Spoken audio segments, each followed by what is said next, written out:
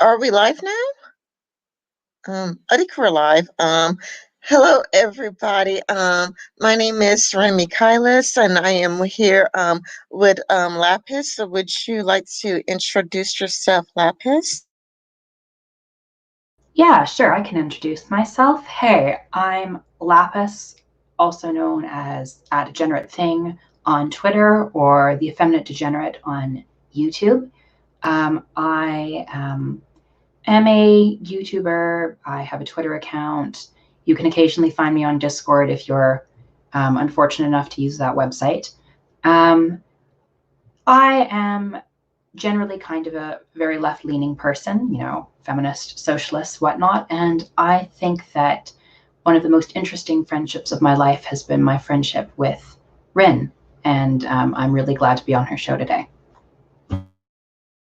And what made you decide to become a socialist? Well, I guess I saw the kind of rampant wealth inequality that exists in society today. I saw how some people, get so much and others are expected to just subsist off of the bare bones. And honestly, I think that the way that we have set up our economy is just completely unfair. We have working people who, work the skin off their backs to barely survive.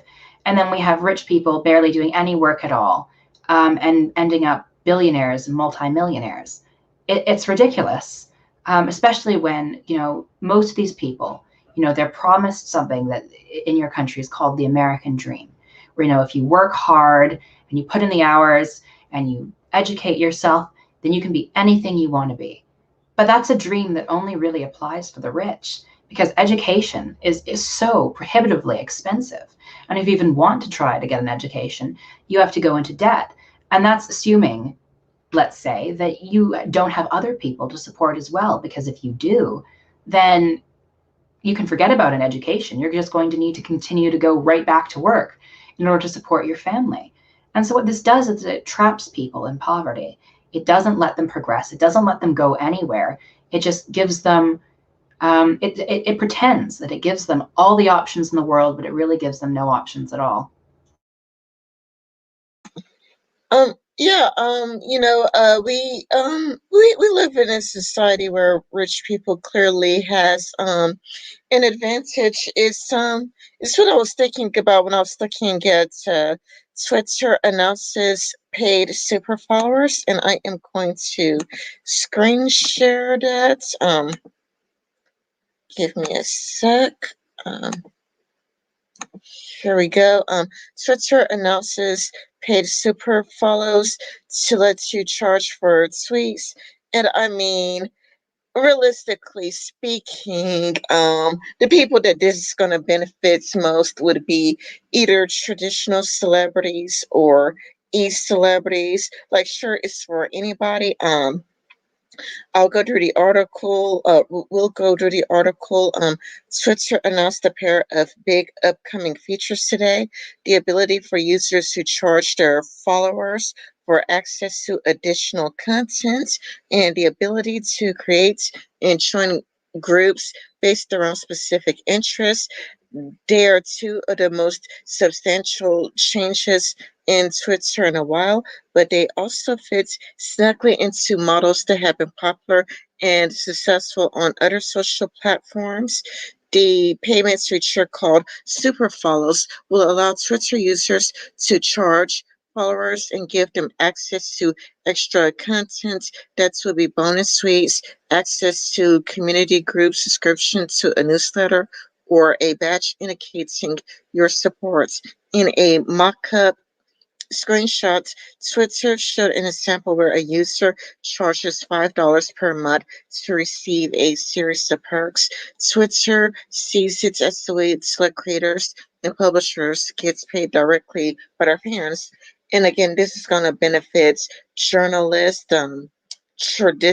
traditional celebrities, e-celebrities. Like, it's going to benefit, people like Jacqueline Glenn, the Amazing Atheist, Blair White, Drag, It's going to benefit, like celebrities or even traditional celebrities like Madonna, Terry Crews, whatnot. I mean, because is anybody going to pay $5 for the tweets that they never even heard of? It's unlikely. Even though, like, it's written in a way that's kind of like anarcho-capitalist, like in a like it's a meritocracy that's it's like if you just post a bunch of interesting things you might get the money, but realistically speaking, nobody's going to be interested in what I have to say unless I get to be put in a movie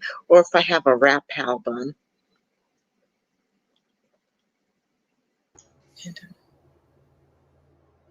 So, what this in effect does is that it turns Twitter into an OnlyFans for shower thoughts.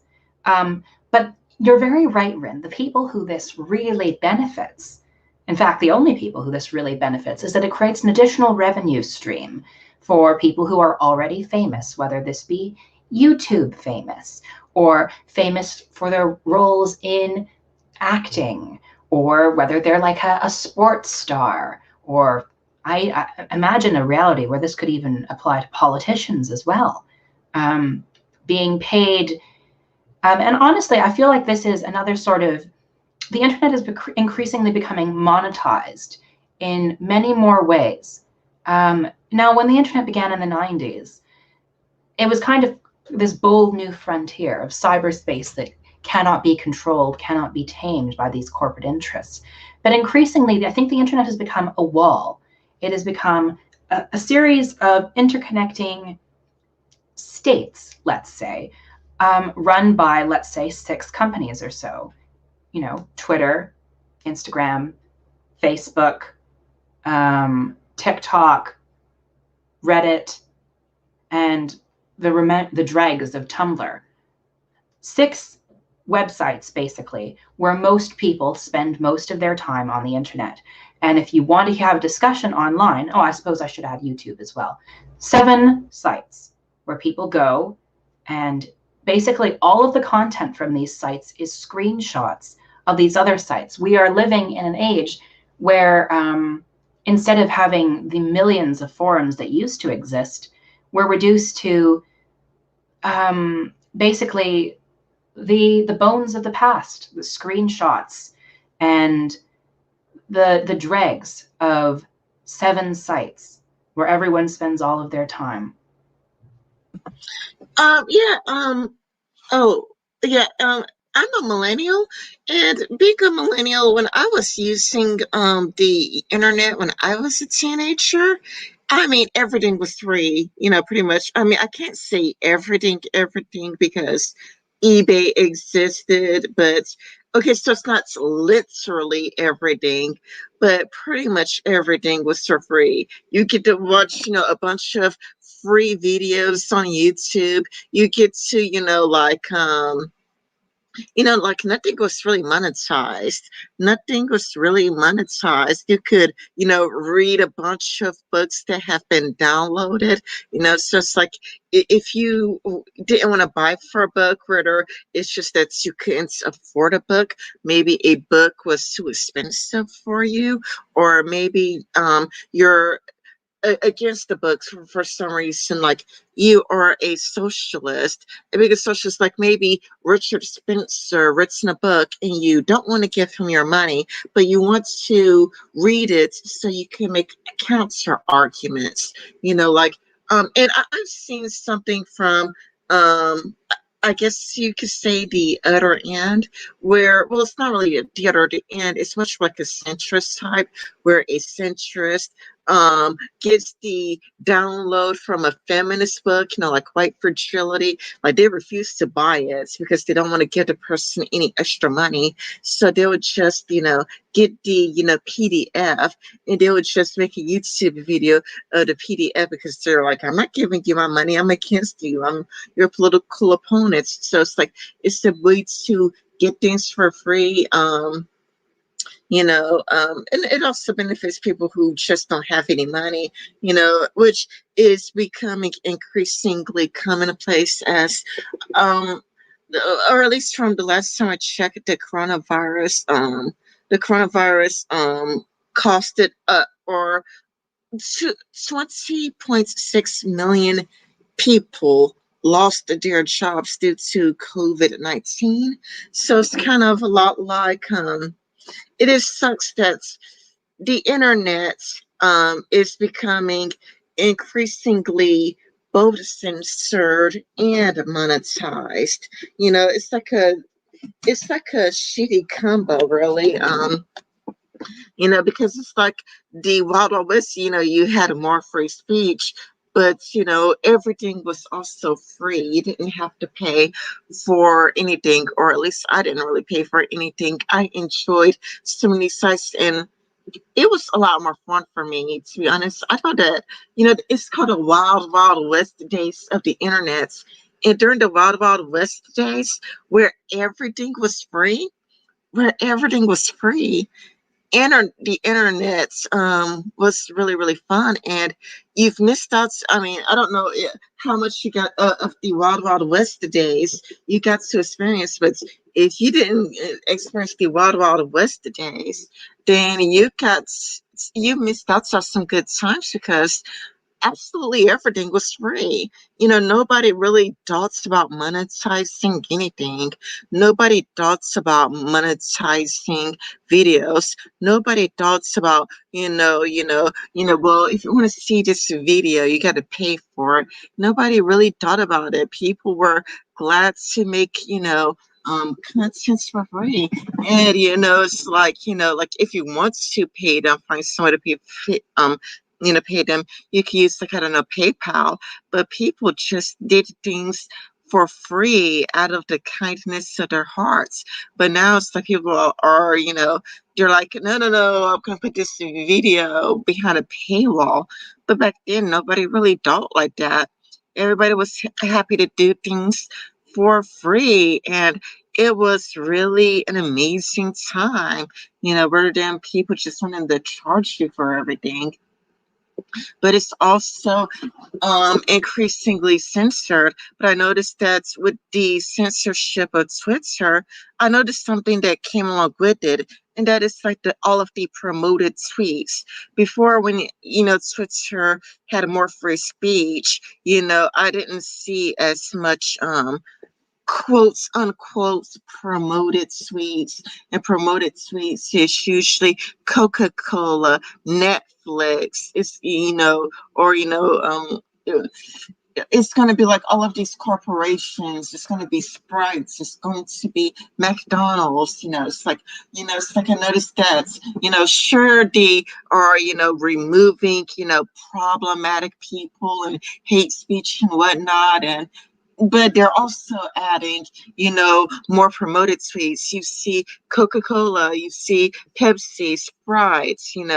It's so it's like I don't really want to spend much time on Twitter, because it's kind of like seeing all of those quotes unquote promoted tweets, which is really ads that's you can't avoid. It makes me want to use Reddit more. I would rather use Reddit more. I find myself using Minds more, or just playing Sudoku, or reading a book.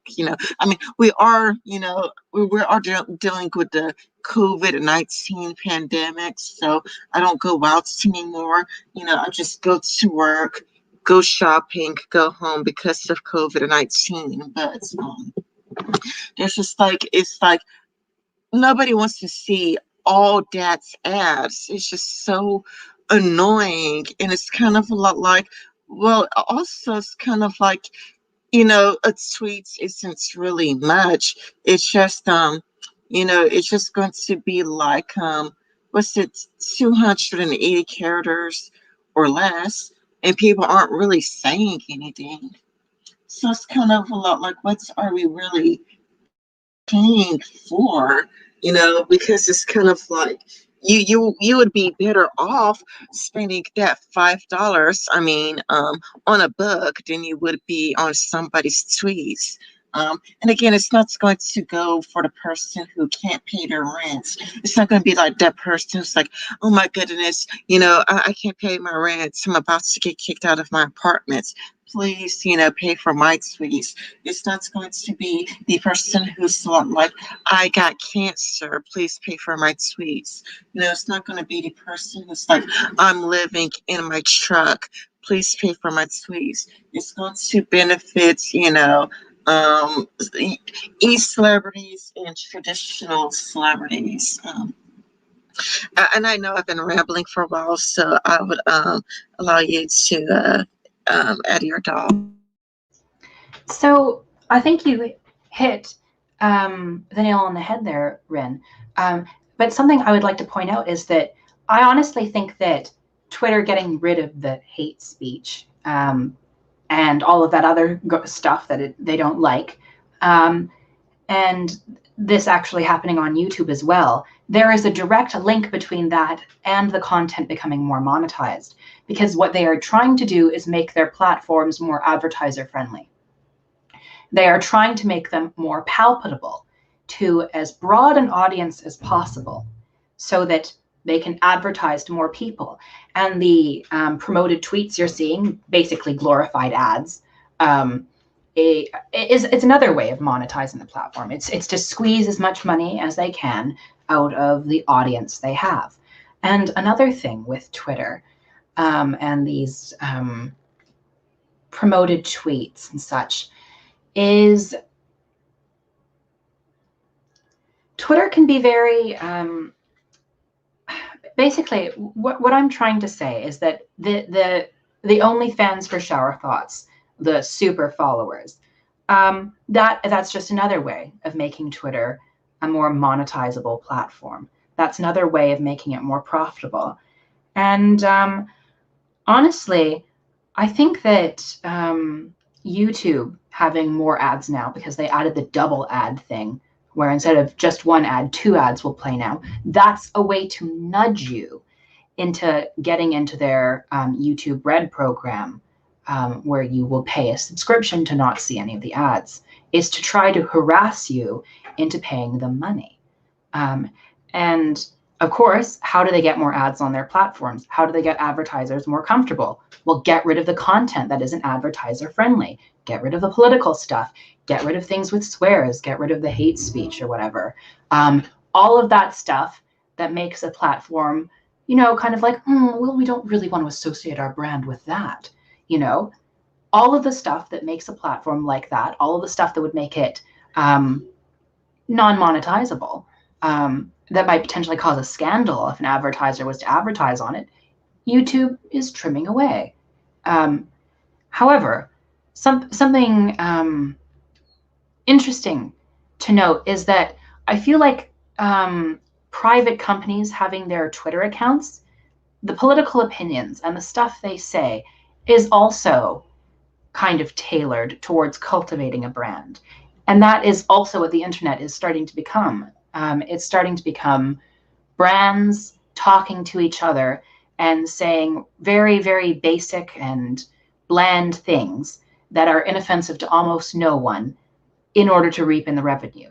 Like a good example of that would be the official Oreo cookies Twitter account saying trans people exist. Well, I mean, why do we need to be reminded that we exist? Like, that is not a statement of any merit. Like, imagine saying gay people exist. Thanks. What does that do for gay people, though? What does that do for the issues that they face in their lives? That is nothing, but it will get them applauded. That tweet got over 200,000 likes. And now people are going to subconsciously associate Oreos, not all people, but some people, they're going to subconsciously associate Oreos with trans rights, even though trans rights weren't even mentioned. It was just trans people exist. Once again, very pared down, very bland, very inoffensive, very monetizable. Yeah, and it makes me think of You probably hates political compass memes, but political compass memes, I saw something interesting. And it's like, okay, like in America, of course, it's like these corporations will be, LGBT friendly, but some of these exact same corporations, would also engage in slave labor, and like I would see like a meme about it well, ads political compass memes, and there would be a headline saying like, I don't know, like the Coca-Cola company, it was either that they refused to pay overtime, or they refused to do something, like they engaged in something that could be considered slave labor. And I mean, and Nike, don't even get me started with Nike. What's it? Colin Kaepernick bend the knee, while at the exact same time, Nike benefits from the weaker Muslims. So they benefits from literal slavery, because it's like the Uyghur Muslims, they're slaves. They don't get paid. They are making Nike shoes for free. So it's kind of like, it's like in America, it's like bend the knee or whatever, never know, Colin Kaepernick, Black Lives Matter. We care about Black lives. Then they go to China, and then they have, Uyghur Muslims, and then they're kind of like the Uyghur Muslims, they're working for free. They're literal slaves. It is slave labor, It's like they're profiting, they're benefiting from actual slavery. And I think like Apple does the exact same thing, where Apple, they go in America, it's like Black Lives Matter, we love trans people, trans rights. Then they would go to, in China, and they would engage in slave labor, or they come out, it's kind of like child labor in Bangladesh. It's like all they do is, engage in slavery and child exploitation. But then they come, but in America, they're woke, they're progressive, they're leading the way, they're against hate speech, they're against hate. They want to be in the front line of activism. They cannot wait to preach how woke they are. But it's like in other countries, all they do is abuse the worker. 100%. These large multinational corporations support of progressive causes. It is so superficial, and it is so tied into obscuring the things that they are doing in other countries. Like what you said, the sweatshop labor in China, and the Uyghur detention facilities, where basically the modern day slaves are forced to make products on the free. And it's a phenomenon observable in America as well, with the private prison labor. Many of these companies also have private prison factories, where they pay, you know, people who are imprisoned, and a lot of these people are Black people because of how racist the criminal justice system is.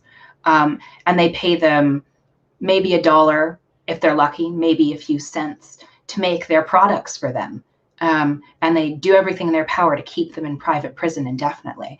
And another thing that corporations love to do, and you see this with companies like Disney, they'll send signals that they're pro-gay, not signals enough that it would actually be taking a stand, but a few bells and whistles to get people to buy their stuff.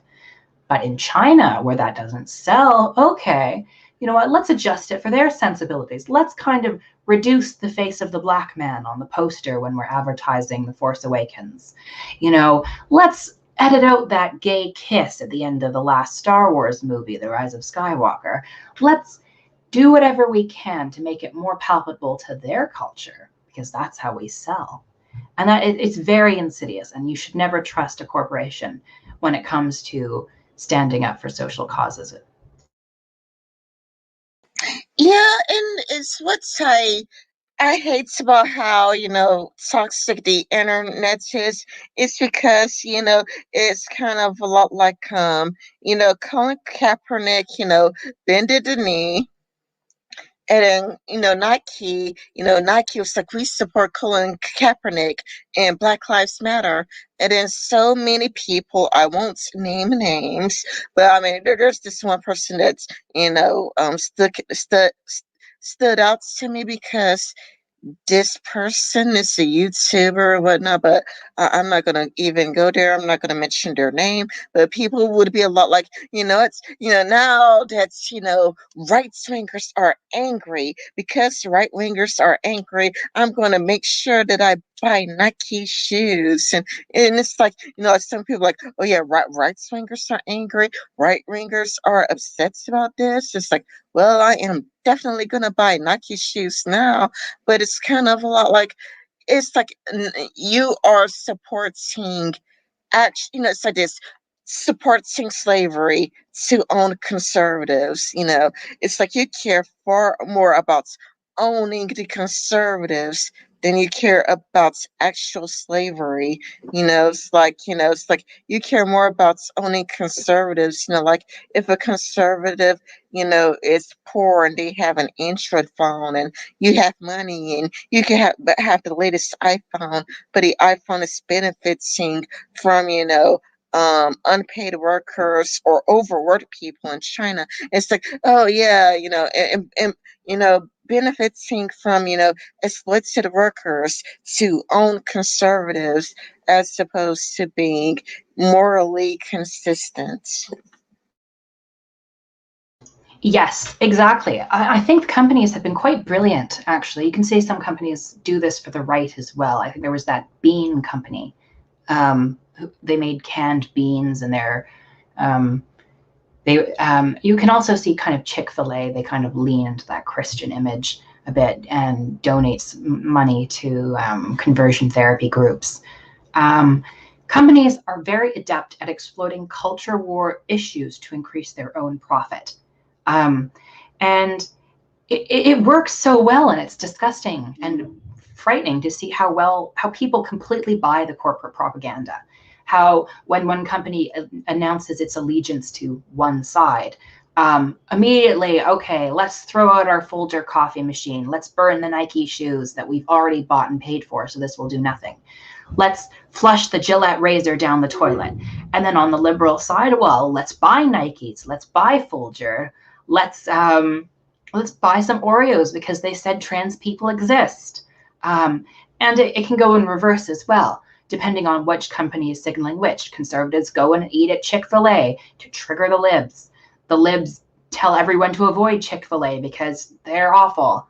On and on and on it goes, you know. And it's completely that companies have found a way to see that politics can be a very effective method of engaging with your audience, of basically building a brand. And that's what they're doing. Yeah, I totally agree, but I mean, it's also default to the people who do want to engage in the culture war because politics is a lot like football, where it just seems like nobody really stands for anything. It's like you're dealing with a bunch of partisan hacks. It's like if you are a socialist or a social democrat, how could it ever be justifiable to use Nike to own the cons? How could it ever be justifiable to use the product that benefits from actual slavery just to, piss off the conservatives when, it's kind of like other shoes exist. And it's like, I mean, if nothing else, I mean, cheaper, shoes exist, if nothing else. Like even if all of the shoes available, like let's just say you go to Walmart or online or whatnot, and the only shoes available are shoes that benefits from slavery or some sort of exploitation in one way or another. I mean, you also don't have to pay them that much either. You don't need to buy any overpriced shoes. You could just walk around with shoes that cost no more than $25. Well, there's with that the kind of the raising of shoe prices and this whole thing of clothing, of brand clothing, where you can buy knockoff brands that for much lower prices that are completely cheaper, and it wouldn't hurt you in the least. You would save sometimes hundreds of dollars if you did that, or just not wear brand clothing at all. It's entirely possible. But because it's become a status symbol to buy this expensive branded clothing, and because people's identity have been built around the certain sort of brand that they consume, no, they fork over the money time after time for ridiculously expensive clothing. Um, and it really is a kind of keeping up with the Joneses. My friend is wearing these expensive shoes and expensive clothes, so I should have to do it as well. And it builds this sort of insular mentality where those who aren't participating in this hyper consumer culture, where they're not buying all of these branded clothes, oh, obviously we should look down upon them. Obviously they're not with it. Obviously they're not cool. And that is a very dangerous sort of thing. If you base a lot of your self-worth and a lot of your community basing it on what you buy instead of who you're around and your natural organic connections with other people, then you've created very superficial relationships. You've wasted tons of money. And the only one who's really benefiting is the people who make these overpriced branded clothing in the first place. Yeah, I was at work talking about this issue. Like, I didn't even bring it up, but even though I didn't bring it up, the person I was with, he brought it up, but we ended up talking about this at work. We're I asked many of you know, like, I am a black person. I mean, there's there's other videos of me and my channel for those of you who probably haven't seen my face yet. But it's like we were talking about, because the person I was working with, he's also black, and we were talking about unfortunate things that we see where somebody, they're not wealthy. They're far from wealthy, but they would sometimes would even, work, two jobs, or they would just allow themselves to be exploited at work just to get like a really cool iPhone, just to get like, just so that they could walk around with the iPhone, because an iPhone is a status symbol. That's what an iPhone really is. It's a status symbol, and, it's kind of like, to work, two jobs, or, to allow yourself to be exploited. Like, I think that this one guy, he actually worked for 20 hours for a company. So he actually worked 20 hours and he didn't want to sit in. He wanted to work those hours. And I mean, like 20 consecutive hours in one day, like, to allow yourself to exploit it, like, because you, for a single day, a company should, at most, at least in my states, you can't work over 16 hours in a single day. But he, worked, 20 hours a single day, because it's like he really wanted, the money, just to have like an iPhone, because it's a status symbol. But it's kind of a lot like you are far from rich and whatnot, but it's kind of like the needs to have status, and that sometimes would even come at having poor health. It's kind of like it's come get of just eating potato chips and Coca-Cola, and just like that's your diet. You're just going to eat chips and drink Coca-Cola, and that's it, just to just have that iPhone. And it's kind of a lot like you would be better off, just having a, prepaid phone and eating really healthy, There's a name for this phenomenon. It's called conspicuous consumption. And that's when people buy things that are way above their pay grade sometimes in order to display to others, hey, I have it here. I have status, I have wealth. And it's to buy these sorts of luxury items that you wouldn't normally be able to afford. You have to maybe make horrible sacrifices to do, like a potato chip and Coke diet, which, yeah, just sounds dreadful and probably is like so damaging for your body. Um, these people, they cut back where they can. They get more jobs than they really need and work themselves to the bone in order to buy these luxury items that they don't need at all. Basically, in order just to signal to others, hey, I've made it. I can do this. I'm keeping up with the rest of you. Look at this nice shit I have. It's a really insidious phenomenon, and the way that capitalism is set up depends on it. It depends on preying on people's insecurities about their need to keep up with other people and to be seen and heard. And and while doing so, it keeps them in poverty. It makes them feel like they need these luxuries in order to be worthy, in order to be happy, and they don't. They never have, but it tricks people into doing so. Yeah, we do. Well, before I continue, let me read something that Dominic Foster says.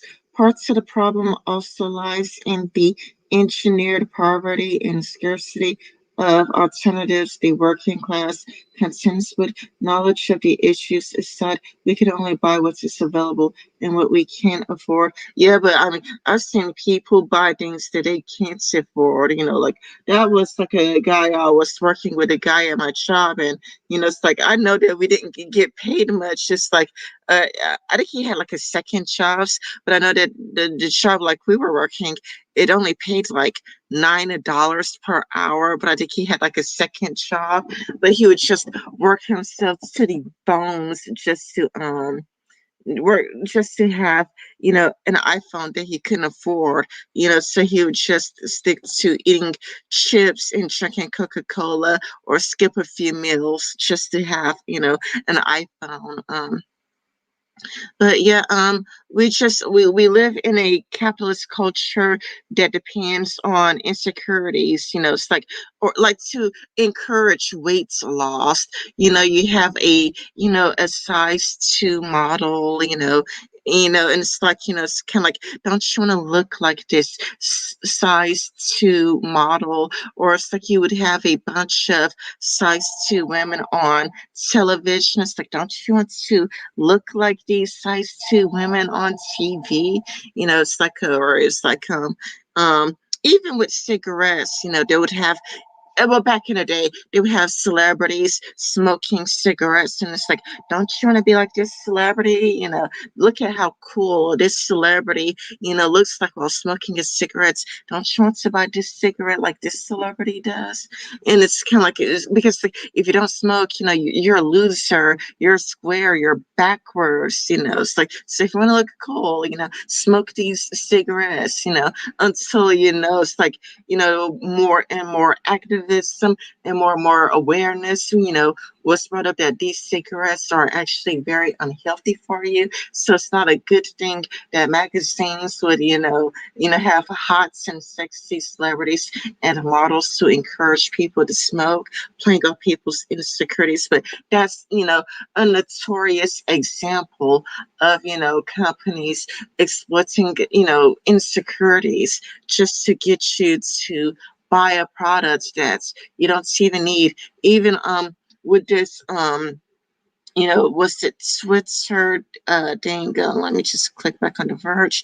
It's like Twitter, enabling creators to charge their followers, $5 per month. I mean, sure, if you are, if you have the money, like, like maybe you have a 6-figure salary or whatnot, and you're like, I have plenty of money and I really like this celebrity, so like, let me just go ahead and give the $5 per month. But that there are definitely going to be people who are so obsessed with the celebrity, whether it's going to be like the amazing atheist, Blair White's, Jacqueline Glenn, whomever, that there are going to be people who are so obsessed with the celebrity that even though that they would make half the money that they make, or, even less than that, they could be probably making, like, $17,000 per year, and the celebrity could be making like $43,000 per year. So it's like, but even though like you're being paid significantly less, you're just like, oh, I need to, help pay for this, celebrity. When it's kind of a lot like, it's kind of like we do live in what's like toxic celebrity culture, where we get in these unhealthy parasocial relationship with these celebrities, and we allow celebrities to exploit us for money.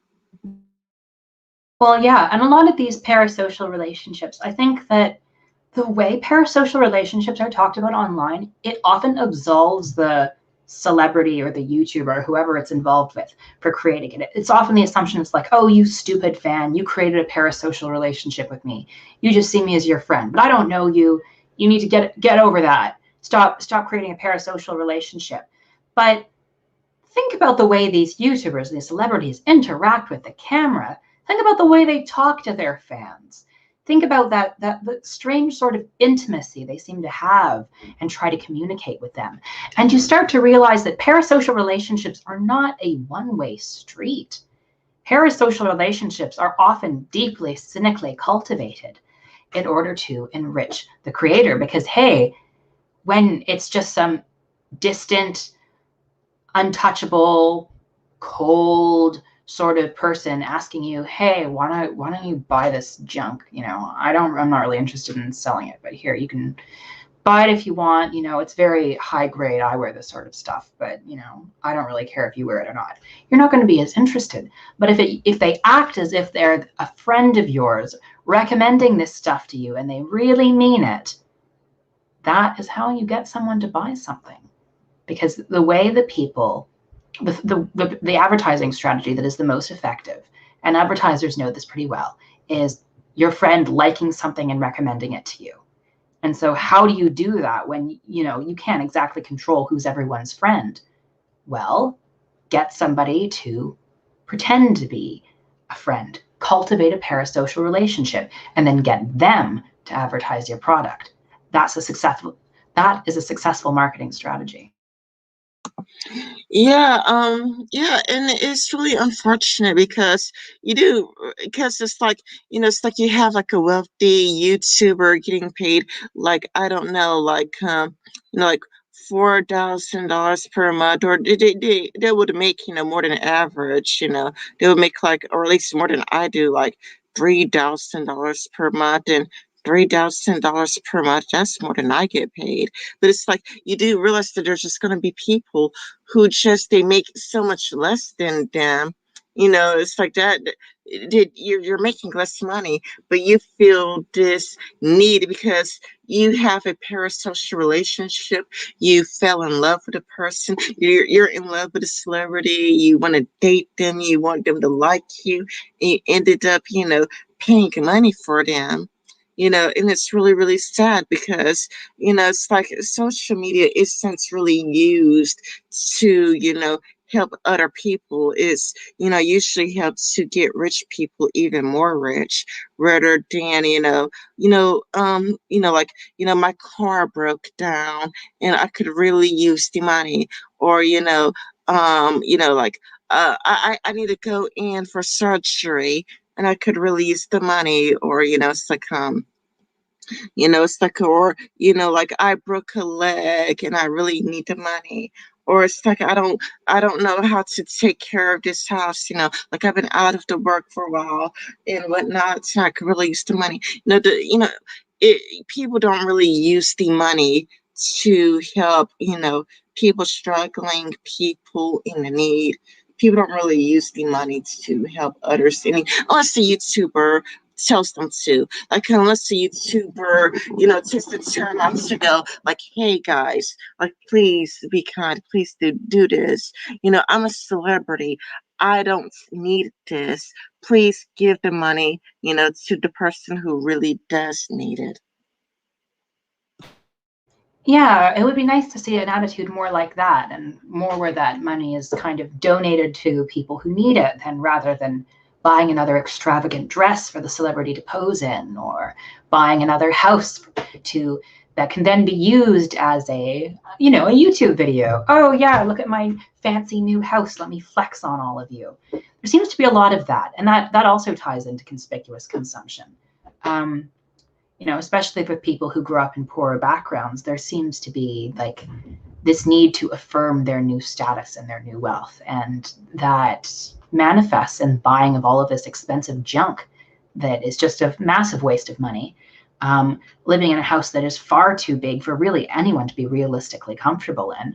But hey, it provides a different background for each YouTube video, so it can provide variety. You know, once again, very, very cynical stuff. And you're very right about the Patreon stuff. Like so many different garbage causes are created. Like I remember when people created a GoFundMe to help Elon Musk get to space.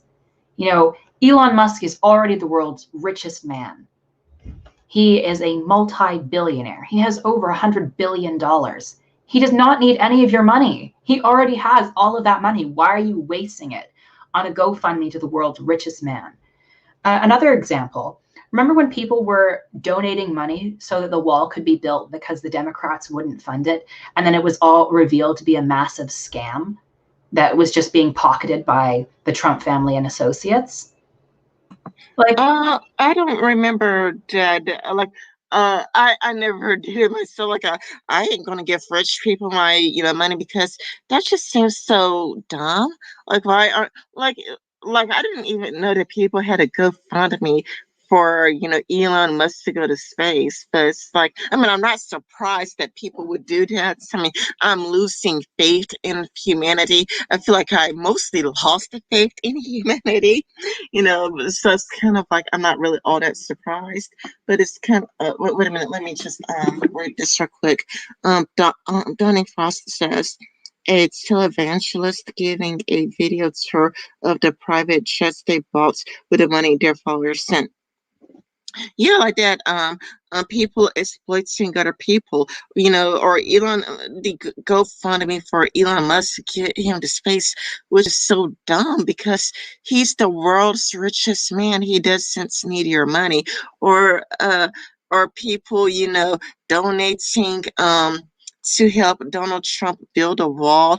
I didn't know about that scam, but I'm not surprised. There's also the one that Milo Yiannopoulos scammed people out of money. Like Milo Yiannopoulos wanted to have this tuitions for white boys. It's like, oh yeah, like Milo Yiannopoulos, like we're gonna have this tuition, but for white boys only, which is like, okay, well, whatever. I mean, I just find it very racist, but racism aside, he also scammed those people out of money. So it's kind of like when Milo Yiannopoulos saying donates your money to help white boys, that white boy must have been himself because all of that money just went to his pockets. Milo never helped anybody with that money, except himself. There's like others. Man, it's just some I have I had like another one, another scam. What is the Trump University scam? But the Clintons also scammed people out of money. So it's like it's not just right wingers. The Clintons also did. I think it was with Haiti, but the people with Haiti never saw that money. And but what also was sad is seeing people running to the defense of the very wealthy. Like, it's like where people would be on Twitter, but they would be on Twitter, it's kind of a lot like, it's kind of a lot like, basically being poor, but like wanting rich people to stay rich. Like, oh man, like it's important that the rich, keep all their money because rich people are interested in, providing other people's jobs, and it's like, whatever rich people do is inherently good for everybody else. It's like because like with rich people existing, they're gonna give everybody jobs, or it's kind of a lot like even if they have like a yacht, there are so many people who worked on that yacht. So think about all of the people who worked on that yacht to help the rich people, and it's like because they were against a luxury tax, and they're like, no, no, no, no. It's important that rich people have that money because rich people always earn their money. They don't care about inheritance, like many people inherit their wealth, or it's kind of like they don't seem to care about legacy, where somebody gets into Harvard because their parents, went to Harvard, so they're part of a legacy. No, they're just, I don't really see how a poor person could have their heads shoved so far up, Jeff Bezos' ass. Honestly, like Milo Yiannopoulos is a funny case because honestly, he's probably the world's least successful grifter. Like he was successful until about 2017, but he made himself so toxic that everyone dropped him. And now all he has is whining on Parlor spitefully and constantly grumbling that his followers aren't giving him more money. Um, so honestly, I think that's a rather deserved fate for a grifter. If you're going to scam people out of their money, then you know what? You kind of deserve to not be so rich and influential anymore. I don't mind that. And you're definitely right that there are grifters on every single side of the political spectrum. There's always people out there who see politics and opinions and heartfelt beliefs. But for other people, that's what they are. But for them, it's just another way to make a quick buck. And it's unfortunate, but it is what it is. But that doesn't mean we can't push back against it and call it out where we see it. Another thing about these, I guess, really, really rich people and their defenders, it's that the really poor kind of like, well, not always even the really poor. Also, it's middle class, upper middle class people. They think of a rich person, they think one day that could be me. One day, once my dream comes true, once I give that really good pitch at the company, one day everyone will see that I am just as important and worthwhile as them. And one day I'll be rich too if I work hard enough. And they don't see it as, well, the reason I'm not better off is because this mega rich person exists. They think, well, one day I'll be that mega rich person and I'll be able to call all the shots. And so when people are attacking that rich person, they're attacking my dreams. They're attacking what I want to be.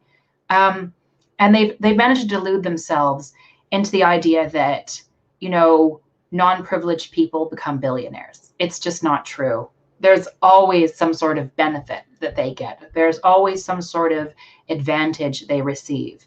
Now, one interesting thing about legacy admission, I find a lot of the people who complain about affirmative action, why are you never complaining about legacy admission? What legacy admissions essentially does is, well, who is getting into Harvard and all of these elite schools before desegregation in the 60s? Who has the potential to benefit the most from legacy admissions? White people. But it's never brought up.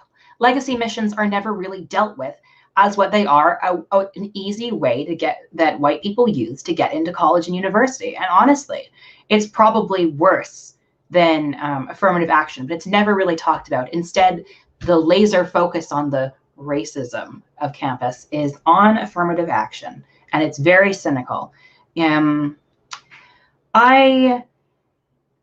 don't know. I really am of the belief that people need to start paying more attention to these subtle privilege that they don't necessarily realize has this overwhelmingly negative impact.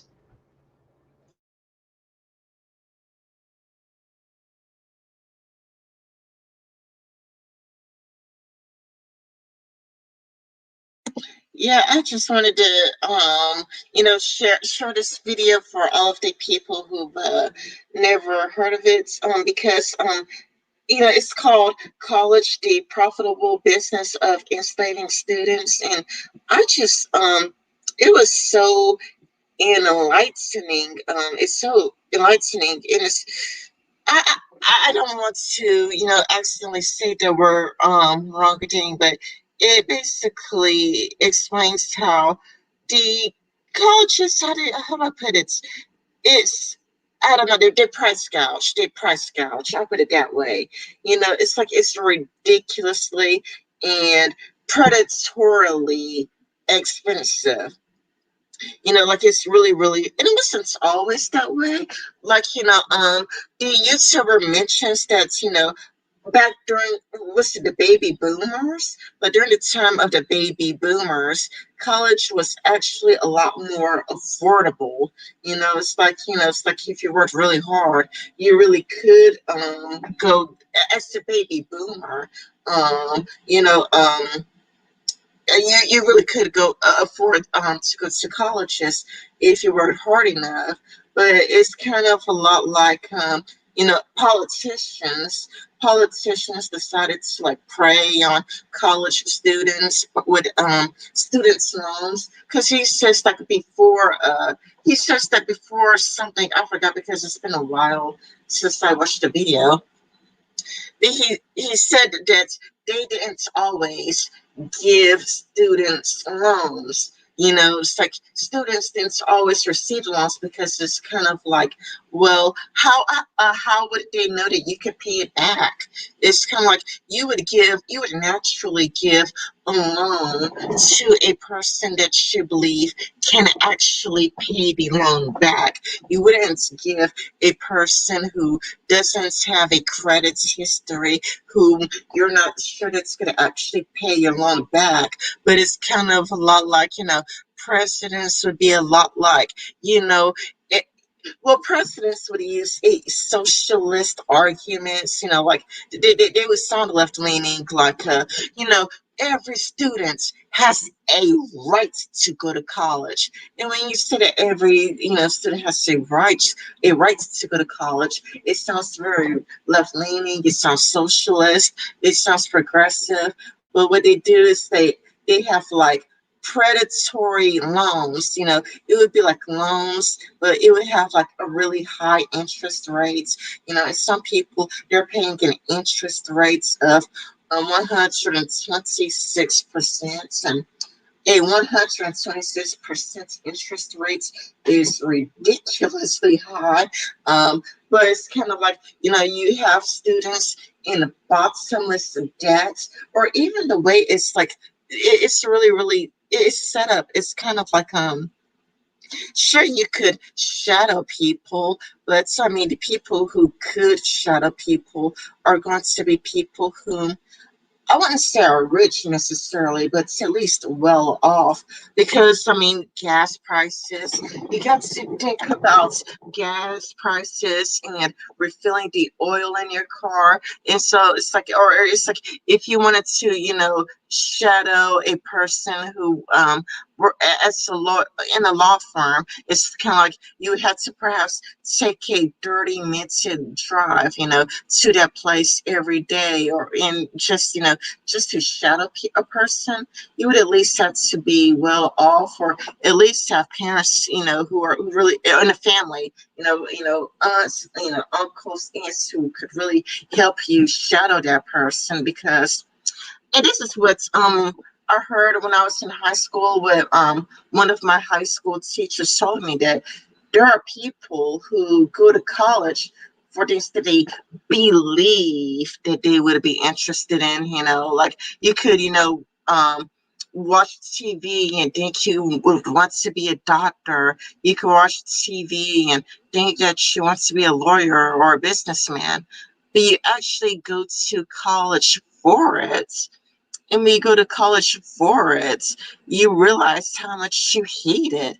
You go to college and you go like, man, I really hate this. So it's like it ends up being money down the toilet, because there's no real way for you to get a taste of, a job before, doing it. You kind of just see it on TV where it's always glamorized. But then, as soon as you go to college, it could be, something that you aren't really expecting, because nobody told you XYZ. And the very first time you know about it, it's in college. So it's like you end up, dropping out of college. And I think that this video says that your average student drops out of college within the first 2 years.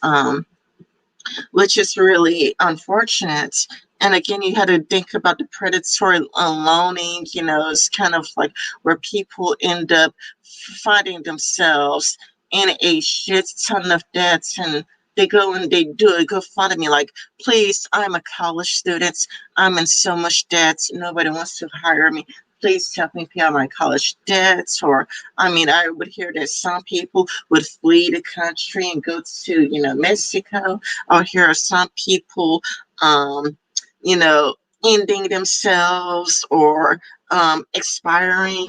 There's no nice way to say it, but um, on YouTube, but people would just they just they can't take the debts that college costs, because it's like, really, who could afford the you know the high prices of college over something you might or might not be interested in, or something you might or might not be qualified for, something you might or might not have a talent for. There are too many maybes, and there's like little to no certainty.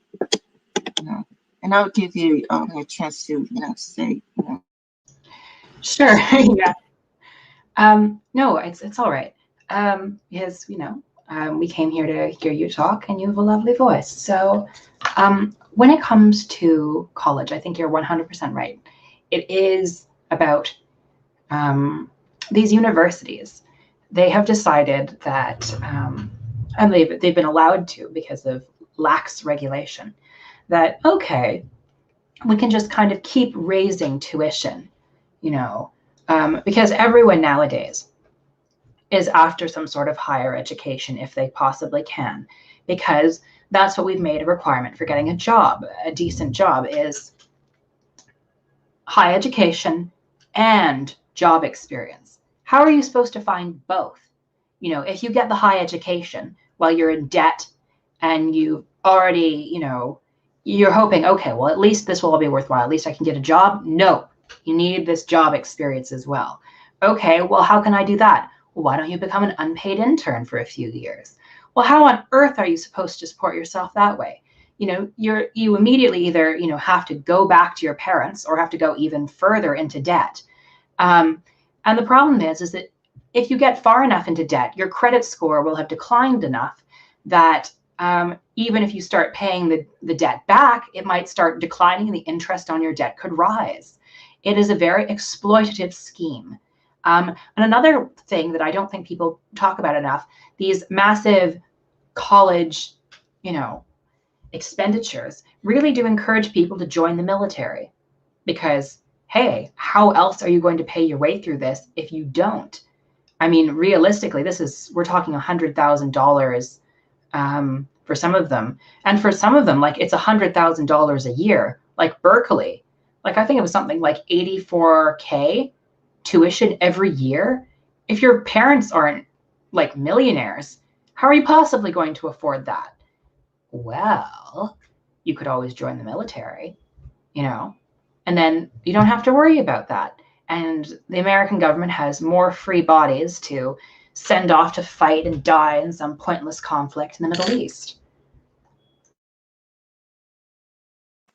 Yeah, I knew of people who do that, where they join the military to yeah, they would join the military, to because they're really poor. They lived in the ghetto or the projects. They join the military. Then they from the military they go to college for like psychology, and then now they're like, wealthy. They're wealthy now. They go from it's the literal rags to riches story. It's like they're from the rags to the ghettos and the projects, join the military, go to college for the military, get the nice degree like psychiatry.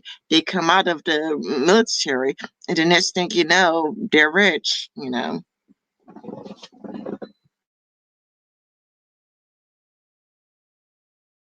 Think of how much, like, I think someone actually legitimately said it. It was a Republican politician. How on earth are we going to get people to join the military if we make tuition free?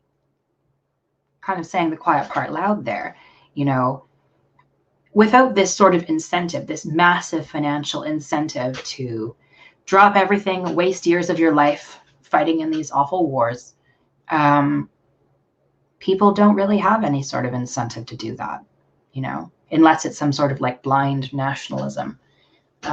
So add this massive financial benefit to doing so, and you've got a lot of free people to join your army. Um, and it's sad because a lot of these people will just die in these conflicts and they'll never even get to see the benefit.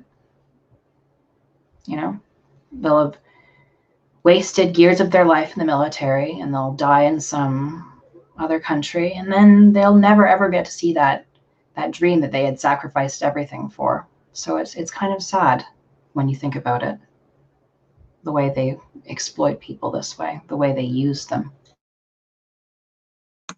I heard that it depends on which military you're in, like whether you're in the army, the Air Force, like the Air Force is going to be the safest one of them all.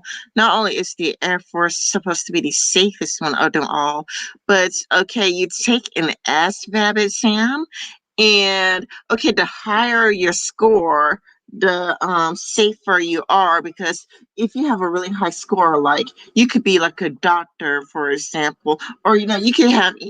It's kind of hard to explain, but it's kind of a lot like because the military has programs. Not only does the military have programs, but they train you in things. But it's kind of a lot like if you have a really high score, like if you do like phenomenally well in the ASVAB. You just study your ass off, then you would be safe because you get to work the good jobs.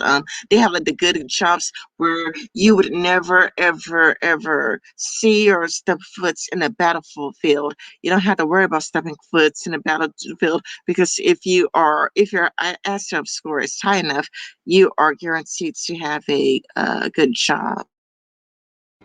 Well, yeah, for those rich, privileged people, whose family have had military careers, whose parents have been officers and majors and generals and whatnot, and who go to a military school, of course they're not going to see conflict. Of course they're going to have a nice, cushy job and a position of authority. But for the people who are trying to make their way up in this world, for people who don't have those connections, that legacy and web of patronage, um, who won't benefit from the nepotism that goes on in the military, they may be out of luck.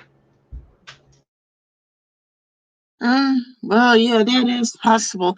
I'm gonna go back to the other article that we were originally talking about, because we did kind of get let's say sidetracked. We ended up talking about other things. It's okay though. It's been fun, but going back to the article, direct payment tools have become increasingly important for creators, in particular in recent years.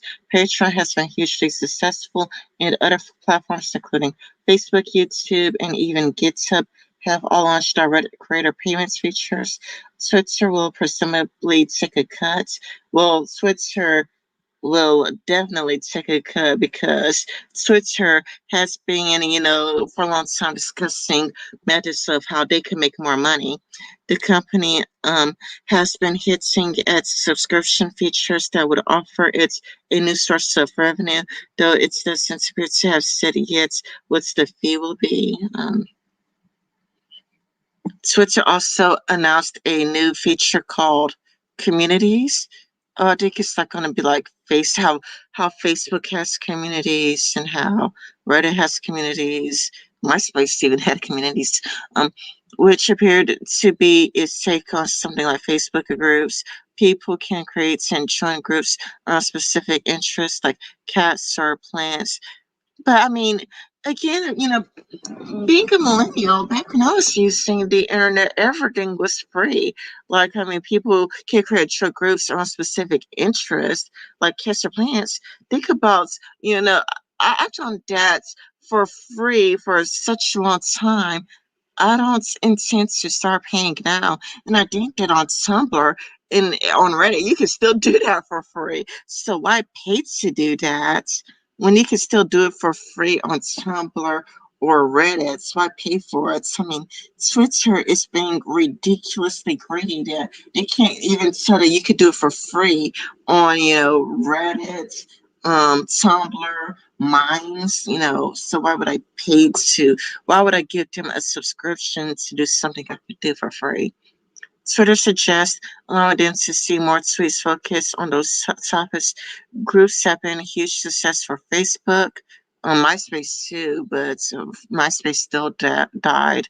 Um, and a huge moderation problem too, and it could be a particularly helpful tool on Twitter since the service open-ended nature can make it difficult for new users to get started on the platform.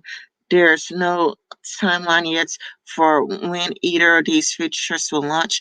Twitter listed them as what's next for this platform during a presentation for analysis and investors this afternoon. Investors, the people that they truly care about, because they don't care about us. Um, Exactly. It's just about the investors. People are like, well, you're not monetizing your platform enough. You have like 450 million users. Why aren't we getting more of a cutback from that, from our investments? And so the board of directors, it's like, oh, don't worry. Well, we've had these amazing new ideas to make our platform more profitable than ever. Who cares if the user base goes down a bit? I'm sure they'll be fine with these a few new features. As long as we're making money, what matters? Um, I kind of actually want to see an alternate reality where MySpace stayed prominent and Facebook never really took off. I don't know. Does anyone else? I've never really used MySpace, but I feel like it would be more interesting than Facebook. And I don't know. I've had like I don't know. When I think of Facebook, I really think of like, okay, this is like the worst social media I can imagine. Twitter is pretty bad as well, but like, ooh, Facebook. I don't know. I don't know. I don't know what it is about Facebook. I think it's like the people that use Facebook. Like it has a substantially older user base than any other social media website I've been on. And the content and the politics reflects that. And also the way they cultivate your news feed to just completely go around your bias without really fact checking it as much. I would say that MySpace was a lot more fun than Facebook. There's going to be this social media site that you never heard of, but it was called Bolts.com. It doesn't exist anymore. I mean, Bolts, it died in like, I don't know when it died. It must have been like 2010 or 2012 that Bolts died and it no longer exists. But it used to be a really, really fun social media services. It was really, really cool, fun, and amazing. But the thing is, they wanted to be just like Facebook. And people were thinking, well, if I wanted to use Facebook, I would be using Facebook. They just got impatient. They wanted to be like Facebook because they don't have as many people that they would like. They didn't seem to understand that growth takes time. You're not going to grow overnight. You're not going to just exist and, millions of people are going to be there. Not to mention, I think that Mark Zuckerberg is rich. I think he went to Harvard, but he dropped out of Harvard because of how much money he was making off Facebook. And it's usually rich kids that go to Harvard anyway. So I think that Mark Zuckerberg just has like money and perhaps like new people, but both they they didn't see success right away. So it's kind of like they just made their service pretty much a carbon copy of Facebook, which angered their user base. So many people got angered. They're like, hey, if we wanted something that's going to be a basically Facebook 2.0, we would just use Facebook. There's no point in using Facebook Lights or some sort of Facebook alternative. There's already Facebook. Why would we want to use your service? But before they tried to copy, Facebook, they had like different sections. Like there would be a section like dedicated to like comedy, and so it's like you could like go here, and it's like it's just people swapping jokes and people telling you the best jokes that they have. You could start to poll, and or unlike Twitter, Twitter, it's like is there's this algorithm that promotes celebrities. So it's like if you have a blue check mark, you're going to be at the very top of Twitter. But to bolts.com, it was what's it was latest. It's kind of a lot like whatever was recently said will be at the very top. And I loved that so much more, and I think YouTube was originally like that. Like, I think that when YouTube was new, it was whatever is the most recent would be at the very top. And, and I really like that much more. It's also a great way for smaller content creators to get more exposure, because before YouTube benefited corporations, they benefited popular YouTubers. They just went from benefiting popular YouTubers to benefiting corporations. And it's like popular YouTubers had nothing to say when YouTube was designed to benefit them, where it's like whatever is already the most popular, like PewDiePie, Philip DeFranco, it would be like the very, on page one, when really, it's like if you're using YouTube in like 2018, or if you're using YouTube in like 2010, it was kind of like, whatever was, the latest would be at the very top. So it's like if there was like a new video, like posted like today, that's going to be at the very top, as opposed to a video posted like 3 days ago. But the algorithms changed to benefiting, start benefiting corporations, the blue check marks, which I think I believe that they really harm the services, to be honest, because it's kind of like, not only are you just going like whoever has the blue check mark will be at the very top on Twitter, which nobody really cares about. But these people are also very sensitive. They're very emotionally fragile. They don't like being disagreed with. If you disagree with them, or throw a little few jabs at them, they try to get your account suspended. So it's kind of like if you were to mock a blue check mark and they see that you're mocking them, they'll try to get your account suspended. They'll give you a false DMCA for a tweet. And I didn't even know that you could get a false DMCA for a tweet, but a few people have received a false DMCA for a tweet. That happens. And again, these corporations, I mean, even on YouTube, they're very sensitive. They would just nobody would be allowed to leave a comments. So you and be allowed to disagree with them, dude. It's like, so it's like, not only are the very top of Twitter, or you're at the very top on Twitter or YouTube, but it's like people can't even engage with you. Comments not allowed on Twitter. You responding to them, you insult them, you mock them, you make fun of them, despite that they paid to be at the top of the platform. You make fun of them, they try to get your account suspended. And so it's kind of like, well, I mean, if you can't even take criticism, you can't even take criticism, and it makes a clear a distinction that they're basically like, it's kind of like you use Twitter as a low class citizen. Like you realize that there's the Twitter that really matters, the elites, the important people, and if you're not a blue check mark, then you're not important enough, because if you criticize them, they'll try to get your account suspended, which takes the fun out. It makes it's like why bother? It's like it's why I spend less time on Twitter. It's like I'm checking out Minds out more. And I'm just like, it's like, why bother using the service? Like you guys, you rich with the elites don't even like being criticized. You're so fragile. I'm just gonna use Reddit because you guys have really thin skin for something that manipulates the algorithms to your favor. And it's like on YouTube. YouTube was what we millennials was trying to get away from, because millennials, we hated cable television.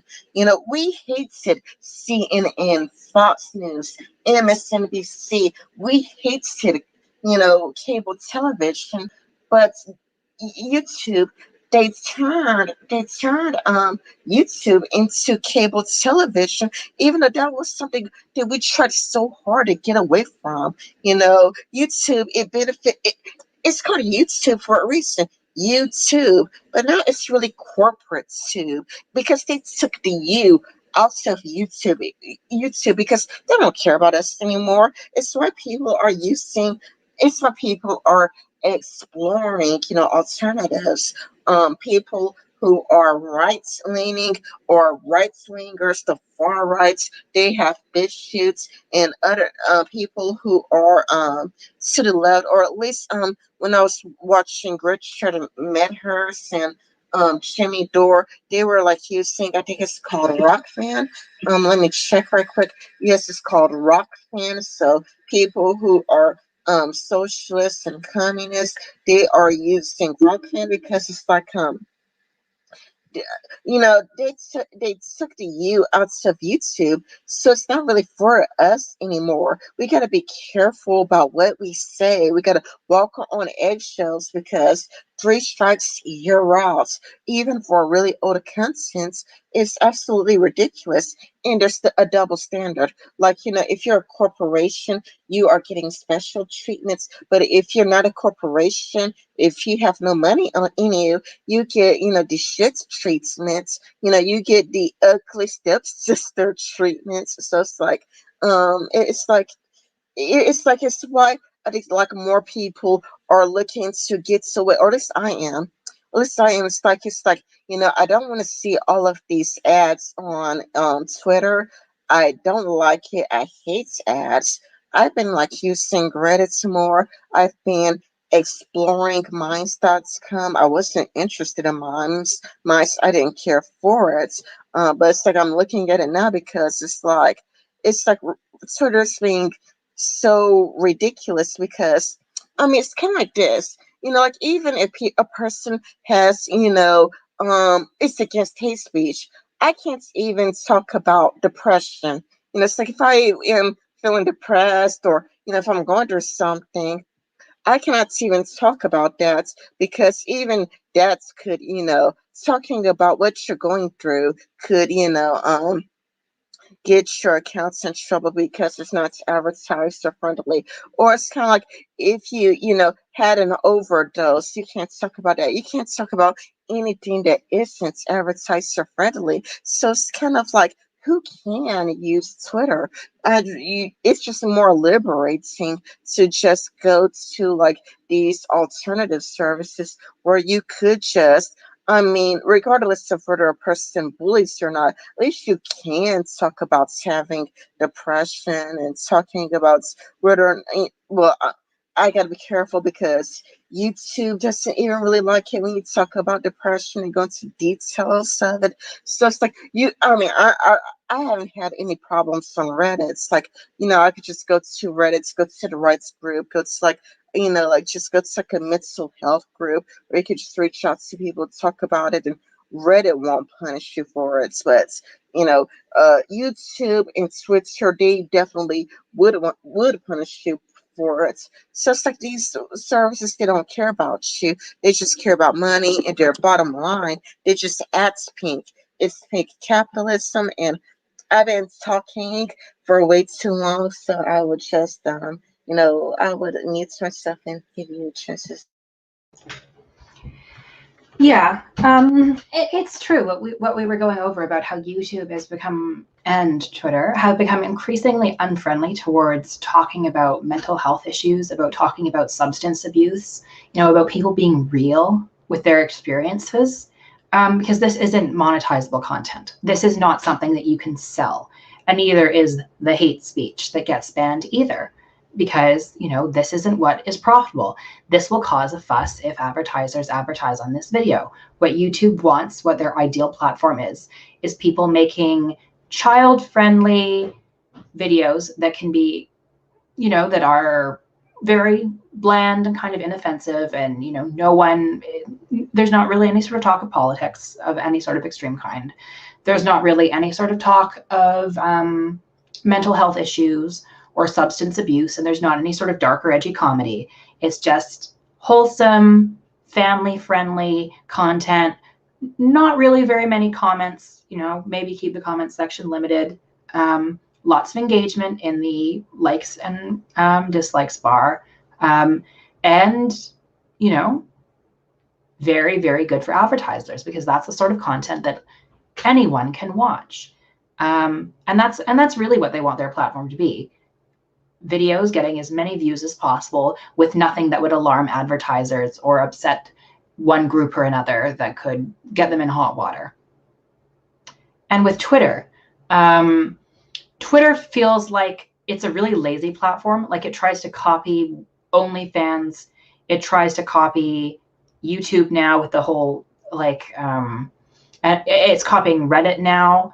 It constantly feels like Twitter has no ideas. It just takes, this is ways that one website is monetizing its content. This is something another website does. Let's monetize that. Like, who wants to pay to share cat photos with your friends?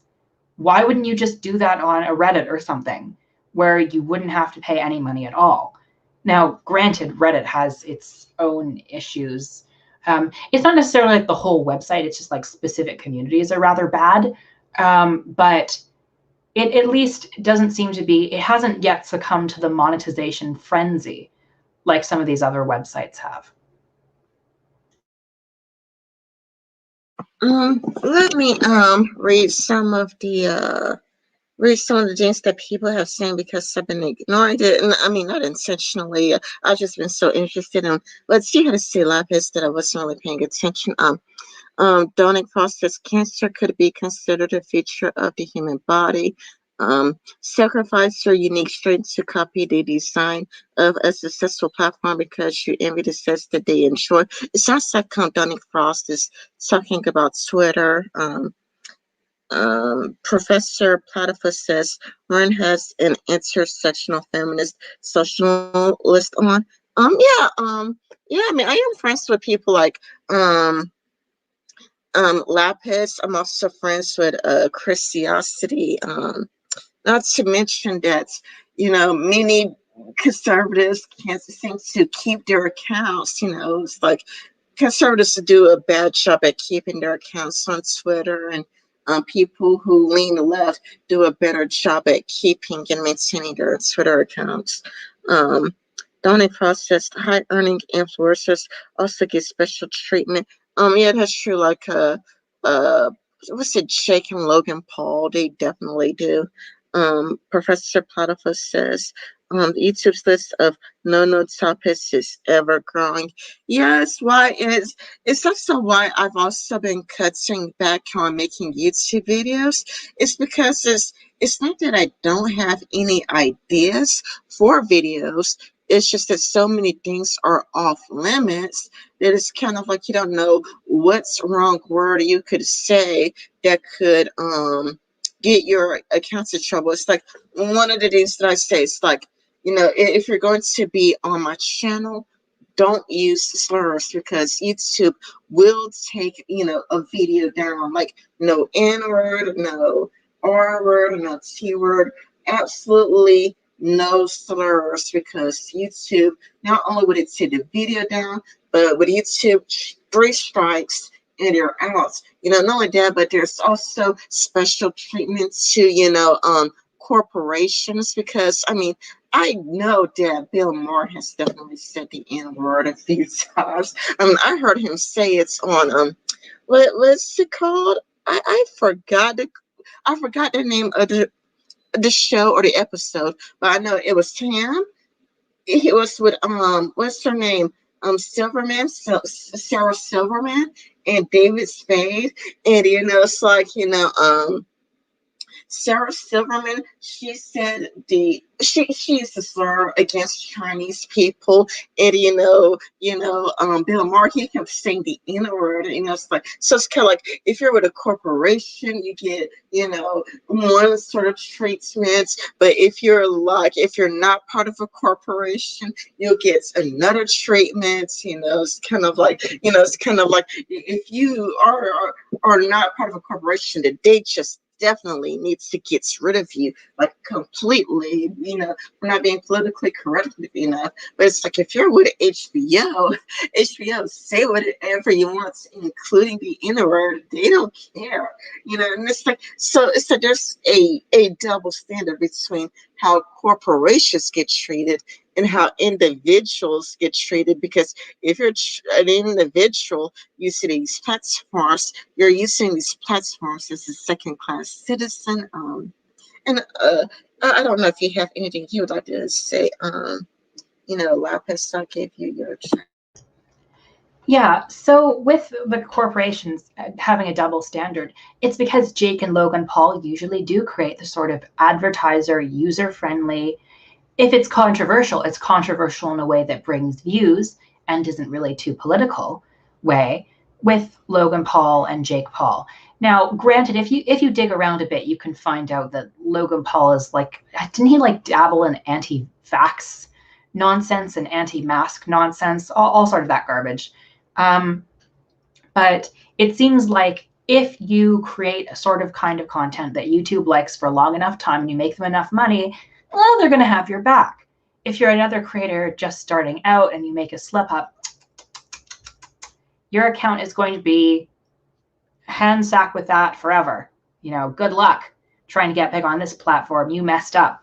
And it's very true that there is one rule for the corporation and one rule for the individual. And I feel like that is one of the biggest problems with society, is that we treat these rich people and these massive corporations with so much more, basically with kid gloves on. We're so gentle and so kind to them and ever so considerate to whatever they want. But when it comes to average, ordinary people, all of this panic and hand waving about hand wringing, rather, about handouts, and oh my goodness, how could you say something like that? Or how could you act like that? How could you have these problems? How could you bring this sort of content in a platform where children use? Well, YouTube isn't just supposed to be for children. There's also the adult population to consider. Now, Rin, I have to go now because I have dinner, but it was very lovely having a conversation with you, and I would very much like to do it again. I am very lucky to have a friend like you, who is open to new ideas and new ways of talking and seeing the world. So thank you for your friendship, and thank you for having me on your channel today. Yeah, anytime. I also had a fun time talking with you. I hope we could do this again, and I would like to thank all of you for watching. Wait a minute, let me before I end the screen, I want to read something Professor Pettifer says. Mutuals with several people of various different ideologies. It's unhealthy to lock yourself up in an echo chamber. Yeah, I agree with that. I agree with that.